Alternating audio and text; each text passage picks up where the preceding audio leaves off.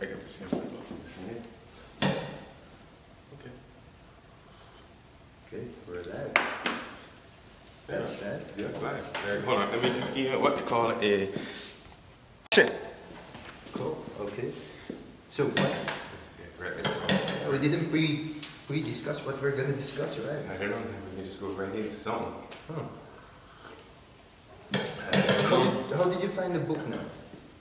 You know, I haven't read it yesterday or today. I cared yesterday to read it, but put it down, and then it just, I don't know. I have no clue. But But it's so far, it's been very, I want to say on point. yeah. It's almost like, kind of afraid to read it because it's saying, hey, how you know this? Yeah, but this book is The Daily Stoic by Ryan Holiday and Stephen Hanselman. Okay. Telling It just seems to be on point, a little too on point. I'd be like, hey, I just went through this. Why are you telling me this? How do you know this? I'm people tomorrow.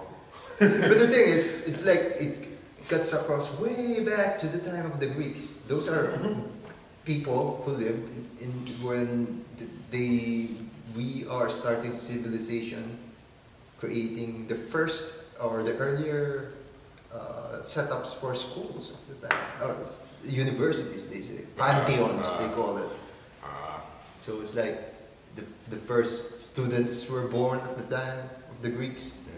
Then the first so-called teachers, education was born at the time.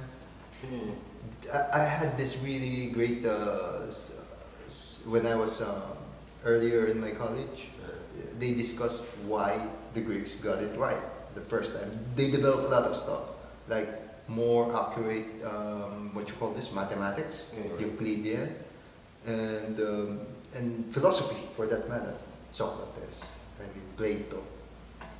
They really have great weather there. It's like Europe, but it's like also tropical.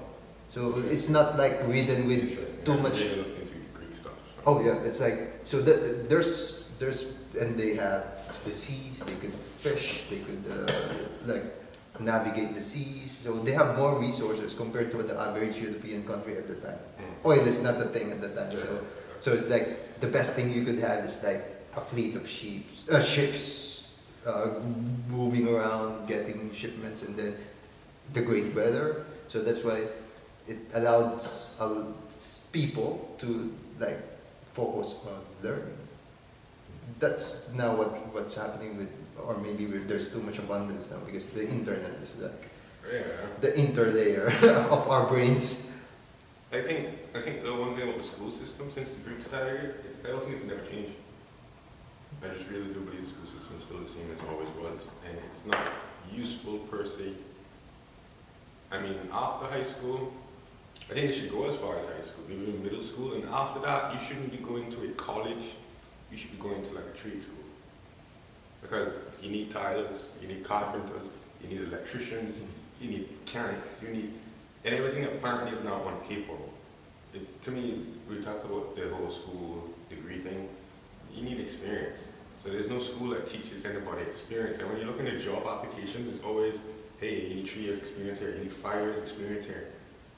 Where are we getting that from if we don't get a job? And then who's giving us a job with no experience? So it comes challenging. So the school system needs to kind of alter and kind of change from how it started with the Greeks, I guess. What I see now as like an alteration to that is like online schools. Because now technically I could learn anything. There's online courses now that you could like targeted like neuroscience, physics, there's tons of things now. Yeah. I don't know if that is the way forward because it doesn't factor the physical aspect of like training. So it's like a cognitive thing again. The online thing I found funny because when I was doing diving, I started diving last year, and they had a little questionnaire. I googled one of the questions, and I found all the answers to the book. So it's like, you're going to give me an online course, I can just open a topic, Google, search the answer. It's crazy, right? And it's like, what am I actually learning? I've learned to search Google to find the answer. I haven't used my brain yet to think it out. So it's like, online courses to me, to some extent is good. Most extent is not, because anybody can do it online now and pass. It takes, it's at your own pace. So if it takes me 6 hours versus the man that took 6 minutes, during the 6 hours I can Google every answer, research everything, and come back with 100%. I mean, give or take if you did it in school, you could go home and Google it anyway, but then it was a little bit more challenging because you had to write it down, you had to look into it, you had to make notes. Yeah. Now everything's just online, so it's easier. And it's weird, right? And changing the subject from school to technology, this is why I tell people I don't like technology, because technology only improves itself. It doesn't improve the human being. Yep. Because a long time ago, I see friends saying, oh boy, boring, nothing to do. Of course it's nothing to do, you got an automatic dishwasher. You got somebody outside doing your lawn. All the things that you pay and have done by technology or you paying somebody else to do, 100, 200 years ago, you had to do it yourself. That's true. So when you wanted to have dinner for your family and you needed to kill the cow, you got I was about to tell the cow to the cow thing because you got up, you went up there, the cow all day. because if you don't have the cow to pull all these things, you're gonna do it yourself. Yeah. Or your that's why there's utility to having bigger size families at the time. Because if you're gonna like breed a lot of what you call this, boys or men, they will help you in tending for the farms, which is a thing 200 years ago. Yeah. And it built character, you grew. You developed something. And it's not even like you develop muscle or whatever, you just develop some mental, I don't want to say stamina, I don't even know the word I want to use. It's got a mental state that is different than most of these people today. Some of these people, they don't know what life is like without AC. They don't know what life would be like, especially the young generation. They're not going to know what life is like without technology. No, at least on Yeah. They were born into it. we found the divergence in a way. We had that time partially where technology is not in, and like now it is. At least we had like that I'm space. very old school, and I remember before. I don't know if you were here for this woman named Stella Roberts, Stella Scott. She died, but I remember one day because she was working cable miles, I was working cable miles, and I remember one day she came down and I had a CD player in my hand, headphones in, and she taps me and she goes, "Hey, you know there's iPods now? The world's changing. You don't need a CD player out there." I said, "Hey, do you know that they still sell CDs?" So what am I doing? Like, come on, pick your poison. But at the end of the day, it keeps getting better. Technology gets better for itself. And I'm afraid of it because Jordan has this fear too, believe it or not, that the computers will take over. And I have that fear too. And I always tell people, if somebody decides to go plug up the big power source and we all out of power tomorrow morning, a lot of people dead. A lot of people don't know what to do without their technology. And to me, that's why Americans are getting bigger and fatter and sloppier, because everything's being done from, I don't need to get up and sweep my house, I got a little robot, I turn him on, he senses dirt and he just goes. So now I can just sit down and continue to watch my Scooby-Doo and that's it. It's like, no. That's life, that's life. Just turn down a robot off, get your fat ass up and pick up the broom and sweep. It's more rewarding after, to me, when you're done doing something like that. Like, yesterday we had to clean up one of the bays in the warehouse, and it's like, I kept thinking, like, other people, I ain't doing this. I did it because when I was done, even though it's not my warehouse, and look how clean it was, I was like, fascinating. The boss might be impressed. If he's not impressed, why can't I be impressed? You know, I like this. I like to see the result of what I've done. And that's just because I don't like technology. I think that, I mean, to a large degree, technology got that idea lost because of technology allows us to become more capable, or like more into other stuff now. It's not capable actually. I want to say this. Confused. I think it was Everlast that said this. I think it was. I could be wrong, but he used to say when the phone was connected to a wire, we were connected more. And I believe so. Because I telephoned a long time ago, you really just picked up the phone and called. It was on a wire. Okay, I was thinking what wire. Yeah, But I get what you mean. Because see, and we were more connected that way. Because at the end of the day, if I come to your house, I just called and hung up, and I went to your house. Now we're so disconnected. because It's like, we're gonna get charged more, right? they keep saying that we're more connected with this, and it's like, no, we're not, because 3 people could sit here right now and be very connected, but then everybody's like this. Yeah. You got your personal thing going on, he's got his, I've got mine, and we're here having a conversation at the dinner table, but nobody's conversating because everybody's on their phone. So it's like, it brought people together how? It brought them together, sitting down at the table and be quiet. So weird, right? Right, because everybody at the table, you're going out to a birthday party, yeah, take some pictures. And this is the next thing too that I realized. Every moment that people go through, they take pictures. It's pictures of The food, average person, yeah. it's a birthday, pictures, it's pictures, it's pictures. And I'm a photographer in a sense, and I'm like, there's a reason I don't take a lot of pictures. Like when I'm at a concert or I see everybody pull out their phone, I'm like, I'm not here for that. I'm enjoying the moment. So I don't even think about pulling up my phone. Yeah. Because my memory, I'm going to remember it. I'm going to enjoy that memory one day. Because, yeah, I remember when I did that. It's not going to be a picture to prove it. But I know I did it. And that's just me. I stick true to myself. So I know what I did. I mean, before I did the business thing in the Philippines, Yeah. I was like that. I even vlogged I did travel and then made videos, like even fly drones, and it's like, yeah, there were comments like that. It's like, why do you need to do those things? It's like, and at the time I didn't listen to these few friends that are telling crisp criticism at the time. But now, constructive criticism. Yeah, but now, knowing more about the adverse effects of that practice or habit is, oh man, I'm totally shut down. I don't have social media. Yeah. I cut it. Don't have notifications. I'm just like, it freaks out our brain. It does. It does. I remember when I used to post on Instagram and the likes would bother me. And I remember I kept telling myself, It's weird. I kept telling myself, Reagan, you keep posting to the likes, don't bother me. Whether it's 5 likes or 100 likes, you just keep doing that. I kept posting and posting some, and especially when I was talking to some of the friends, I realized the likes shrank, like really low, like, I'm like, whoa, I hit some buttons there, pissing some people off. But then at that point I started to realize the likes don't mean shit. It just does not mean shit. So I continue to post what I want. Whether it makes 100 likes, whether it makes 5 likes, I don't care. It's what I wanted to post. And I'm not going back to delete anything. What goes up stays up. I'm not hiding from nothing. So I'm a weird person. I get used to that. No, I just think outside the box.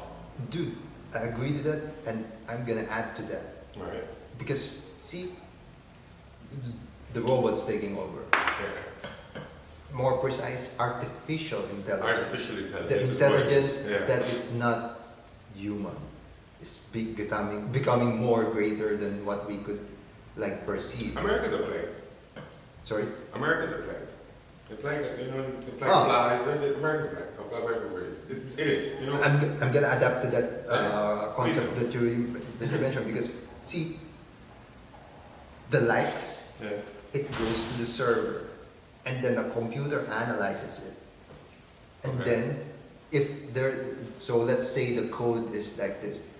Good morning, Mr. Shad. Morning. Good. So let's say the code of the normally it's done in Python. The algorithm. If there are 1,000 likes, I'm gonna promote this post or video. Yeah, I see that. So it's like, and then what's weird now? It's like, based on observation, most liked, it's either related to sex, related to hate, related to what you call this, on the moment news something. Okay. And those things get pushed through by the algorithm. I see that. So those are not human intelligence being brought up to the next people who's gonna see these things. It's algorithms based on, it's based on, well, I guess it's based on the No, dude, people like, I want to think. It's based on how this big tech companies constructed the algorithm.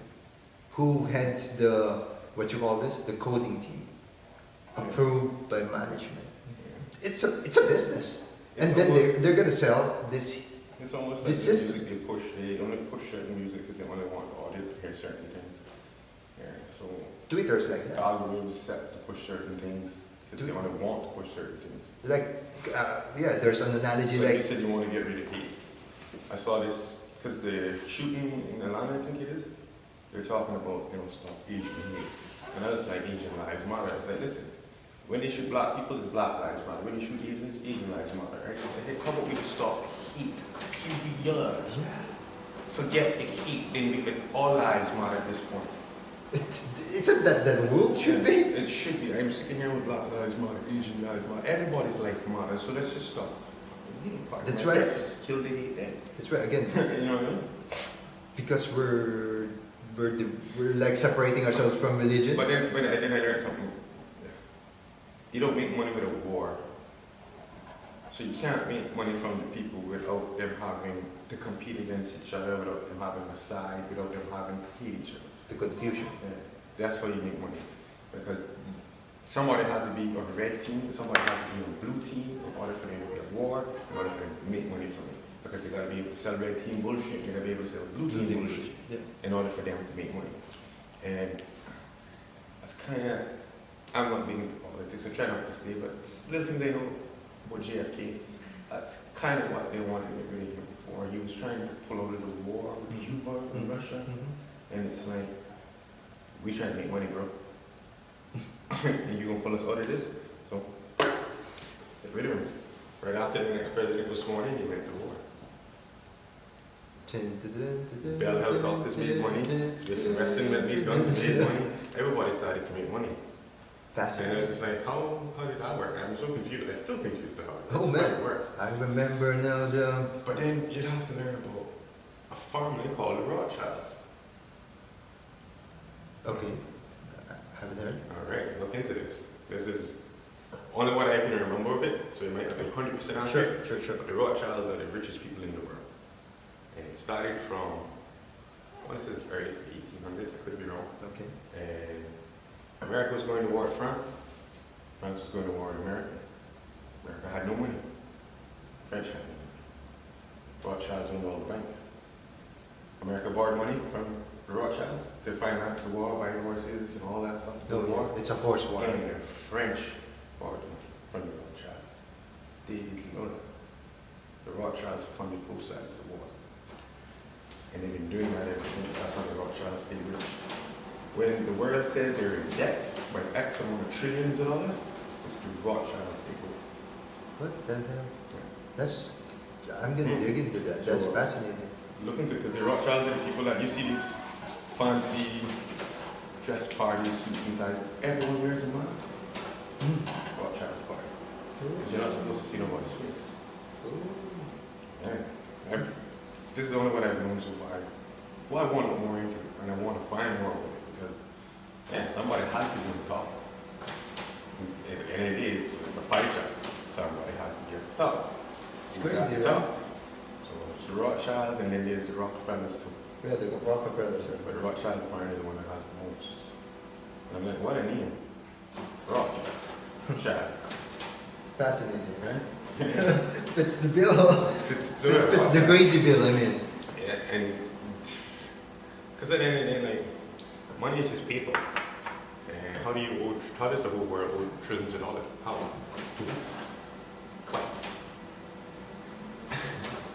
How do you owe so much money? You don't need money, right? It's just, Well, it's one person that's owed. I It's through government.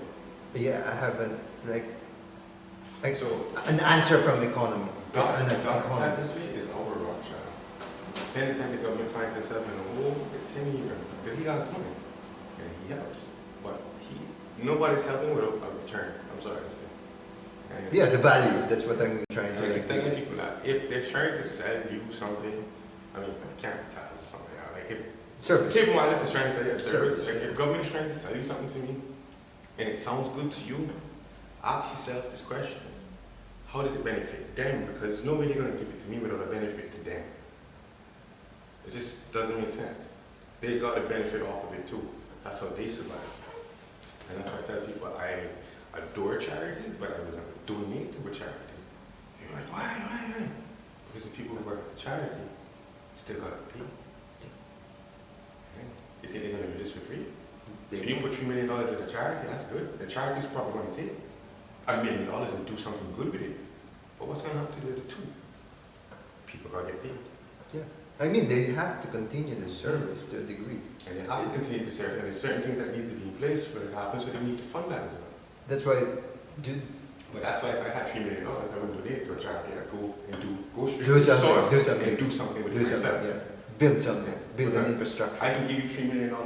You can take $100,000 and go over to Africa and make it look like you spent $100 million. Hmm. Fair point. So So that's $100,000 that's why I took out of my $3 million. you're gonna love this. What I'm gonna say. All decisions are like moral decisions. Yeah. Imagine that. Getting 3 million cold cash for something good supposedly, and then you're being asked now, which do you prioritize? You, the people you're gonna serve, or the direct benefit, or the people who's gonna help you, or the infrastructure who's gonna help you doing this. So those are real questions. Like it's gonna create a turbulence in your conscience. I have this little thing that I used to tell people and I live by it. Just because you can doesn't mean you should. I do subscribe to that idea a lot. Like I tell people, I have $300 million in my bank account. There's a car, $3 million. Just because I can doesn't mean I should. Just because I have $300 million doesn't mean I'm going to turn around and buy a $3 million car. With that $3 million car, I can go on a Japanese website and own a Honda dealership. You know how much Honda Civic I'm bringing in for $3 million? You know how much Honda car? I can buy four. You know what cars I'm bringing in for that kind of money? Versus buying one car. It's like, to me, the one car, $3 million versus the one car, $3,000. You put two of them side by side, you drive 110 miles an hour, and you're running into the wall. Same thing. They're all written off and they're all done. One's just 3 million, one's just 3 grand. It's the same thing with me with watches. My G-Shock can tell me it's 8:10 in the morning at 110 US. Your car here for $5,000 can tell you it's 8:10 in the morning for $5,000. So it's like, how much value? Like, I just don't believe in certain things. I just don't get it. I don't care how much money I'm going to I'm gonna give a certain things don't make sense. I'm gonna give a different light to that logic that if you can, you would. It's what? How did you bring it? It's Just because you can doesn't mean you should. okay. So a story by our sensei last time. Children at school, 6-year-olds. So he's telling, there was this story of a girl, a kid, who kind of know a bit of self-defense. So what the girl did was, imagine this, in a scenario where a lot of kids writing with their pencils, and then this kid knows how to use a pencil differently. He stabs somebody and break it into the body of the kid, the other kid. Imagine that logic now. It's like that kid knows how to do it and how to like rip that person because he broke the pencil inside the body. It's a bit knowledgeable. Yeah, it's like, so it means that if you know something, even in like a school setting, as basic as it is, it's just a pencil and 6-year-old kid. It's so easy to do damage. It is. And that's when you know. That's when you know. And that's why I was getting back to that. And Trying like- to explain to my friend that knowledge is the one word it is. You take out that ledge, it's just to know. And as long as you know anything, you're knowledgeable in that area. But it doesn't necessarily equate to like doing it. Doesn't. That's why, and then I'm gonna build on it. But this idea is like, that's why this is fundamental to how I think now. For the past maybe 4 years, 3 years, the best concept that one of the best things that I've learned is like, if you accept that part of you that could deal damage, hurt people, create chaos, learn from it, and like really grab it as part of you and control it at the time that you need to control it, you're gonna be the best person, the best possible version. I just gonna say that because like I grew up, like I said, my family was rough. Everybody just seemed to have this evilness about them. It's so weird because they're nice to, they're all nice, but then they have this vindictiveness, evilness, and kind of hatred behind them, which I don't like. So when people look at me, especially in the world, they're like, oh, you're too nice, and I'm like, you're too nice. And it's like, this is not what the world. I want people to be nice. And like, oh, you're too nice. And I'm like, that makes no sense. How is this session is too nice? Isn't that what we want? Isn't that what we want people to be? You want somebody to be nice to you. I keep saying it's not like if you want somebody to be nice to you, but are you willing to be nice to the person next to you? No. A lot of people aren't willing to be nice to the person next to them, but they want somebody to be nice to them. You gotta pass on. And that's why me and my mother always catch up, because she demands respect by her title. I'm mother. And to me, that don't work. You give it, get it. I'm not going to just give it to you because of your title. Then that's put me in a weird spot going through work. Because I never look at anybody's title anymore. Like, the janitor can be you one day, you can be the janitor one day. Life can switch in a second. You know, so the title doesn't mean nothing. It's how you deal with people. How you perceive. You want respect, you give respect.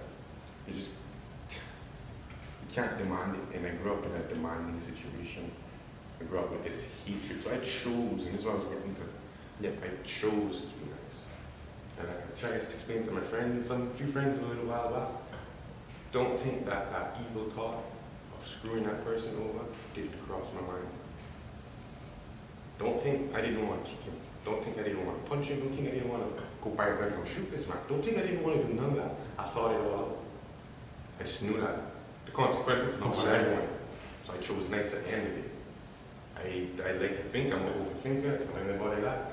And that's how I find. And that's why I notice when people say, "You sure?" Like, yeah, I am sure. You're not an overthinker. I am. I went through every possible scenario to say that this ain't going to work. When did you try that? Yes, I tried that. Trust me, everything you're going to tell me to try, I've already tried it. The only thing I would be surprised if you throw at something that I didn't try. That's fascinating. Yeah, I get that sometimes. Yeah. That would impress me. But very few people do it. And I got the top of the class here. Watch. I got a friend. A lot of them are all about image and proving what they can buy and what they have. And I keep telling them that don't impress me. The one that impress me, go blind, jump in your car, and drive from your house to work with hitting or killing anyone. Do a recharge. That's what I want to see. You do something different out of the box. That's impressive. Yeah. Let me see you sell over $5,000 watching. Give $4,500 with something. That impresses. That thing that we're doing, like channeling to like the possibility of like us doing damage, it's shadow work, or it's a Jungian perspective. Carl Jung, 1960 psychologist, so he discovered that the best person is the person who accepts that part of them that could deal damage. Oh, yeah. Accept it, control it, so that at the time that it would be. They tell you that the quiet one in your room is usually the most dangerous one, and that's because the quiet one is usually the one sitting down thinking of all those evil things he wanted to do. He's just not going to do it because he keeps going, "Nah, I can't do that. Let me just be nice. I'm just concentrate on being nice." But I can do that. I can very much do that. That's weird. That's why I think that's weird. That's how I know the problem in life does not lie in government itself, lies within the people. You want the gas prices to keep on to drop tomorrow? You can drop them. But how can you convince the 70 or 80,000 people that live here don't drive for a week? Yeah. Don't drive for a week and put up a sign, "I'm not driving, gas prices too high." How fast you think on the run will drop back down to $2 and change? Very good. Very good. But it takes a lot The of. demand is there and people need it. So as long as the demand is there and people need it, the price can always go up. That's true. It always go up. You just got to change the demand. Who changes the demand? It's the people. This is what the people want. As long as people don't want, hey. The hard. That's just a theory for me. I believe in my morning and nobody went to pump gas for a week. We paying $1.99, $2.99, 99 cents. Gas always goes up when the US goes up. Gas dropped to less than 50 cents during the COVID. We still almost $5. And you mean tell me we can't go down there? They don't have the intention of going down. They don't. So, government, that's really screw people. Why? And the people have more power than government. I keep saying this. But the thing is, why that's true. Mm-hmm. That is true. Mm-hmm. But why it doesn't happen? I have a theory. Yeah, right? So I like theories. it's like Pareto principle. Have you heard? I don't know if you've heard of it. So this is actually not a law, but it's like a law. Okay? Across multiple disciplines. It's like a range of 5% to 20% creates the value for the 80%. Example. Okay. Large trees. And then I switched into country again. I did country music, but then eventually I got back into other songs because it's like, I don't care with you. I ain't sleeping with him. He ain't sleeping with me. But he has He has great music, man. Beautiful music, because to me it's all about the lyrics and the words. And I don't follow the pattern because you can, anybody can rap and make two sentences come together, rhyme, make sense. It's about lyrics, it's about putting in words, it's about dealing with the music too. And he makes me feel like music. It's good. And It's good. Very good. There's a lot of people that do that. So I would say the top 5 people for me is Elton John, Bob Marley, Jimmy Buffett, Reagan and Well, Everlast. Martin. Those are the top 5 people I listen to. Because their music reaches me a different way. And as a kid, like I said, I blocked Elton John for a couple of years. As I got older, it wasn't the music and stuff I started to block out. It was more of the people I wanted to block out. Mm-hmm. I wanted to like tap into one of that sections that you mentioned. It's like what is like keeping people from like being self-aware. I believe it's like Too much distractions. that's Too much again distractions. no. There's this concept. It's like I don't know if it's egocentrism. But it's like we feel the human experience. We're in the middle of the universe. So it's like we're creating a virtual reality of what's happening inside. But the truth to it, a lot of people is doing the same. All these people that you meet around is having their own separate lives, right? They're real, I mean. But it's, to me, it's guided by something. Like, let's see you like red, and then you got a group of friends. They don't like red. It's either you accept that they don't like red and work with them with that, or they don't, or they don't accept you because you don't like red. A lot of people will, all right, I don't like red no more. This is my team. They like green, I'm with them. No, if you like red, their green team, walk away. You will eventually find those who like red. Don't alter who you are for them. That's what a lot of people are doing.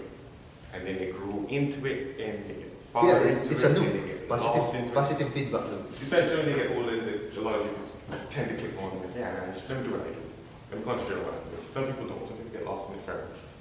Yeah, I mean, I could fairly say 80 to 90% will get lost in So, this looping thing. If they would stop getting lost, I think a lot of things would change. There would be a lot less confusion.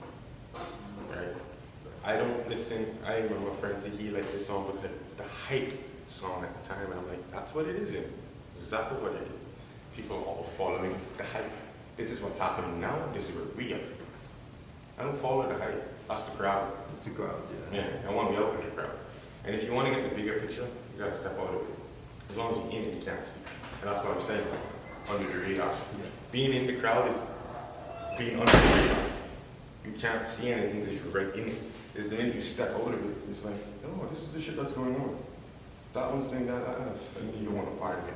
And then you could parse which one. Apparently, from the time I was in high school, I was always kind of, I would call it a drifter. Because I was here with some people, some days I was here with some people, I was here with some people, and I think a lot of my friends don't like me because I don't pick sides. You imagine if you live in the States and like Atlanta, when elections were going on, there's a red team for Trump, there's a blue team for Biden. I like wearing red shirts.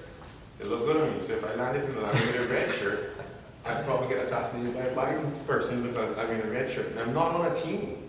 That's the thing, I'm just wearing a red shirt. But I can get targeted because of that, and it's so stupid. It's crazy. People are like, it's well, I'm not crazy. going to put on a red shirt, you know, and they begin to live miserable lives. Me, I'm the kind of person, I'm going to put on the red shirt, and I'm going to walk down the blue alley. It's like even now, I'm molding my statements to like add. Sometimes I'm not picking sides. I'm just gonna tell the truth. I have to add that layer of that statement. I don't pick sides. Answers. Good morning, Mr. Didi. I don't pick sides because they're, like I was telling you, if I'm good with person A and I'm good with person B, person A and B have a problem, and we need to resolve that between A and B. Yeah. A don't need to look at music, "Well, what do you think? Oh, B, what you think? Or don't go with him. Yeah, I've heard You of that. figure that out because I'm good with him and I'm good with him. Now, if by doing this, it makes me lose either one of them or all two of them, I'll see myself out of it. I have to be better with this. I No, that's the real logic. But as That's the right thing it to don't do. make sense. Like, I like a lot of things, you like a lot of things, but you want me to like the shit you like and not like his shit. I don't know. No. Doesn't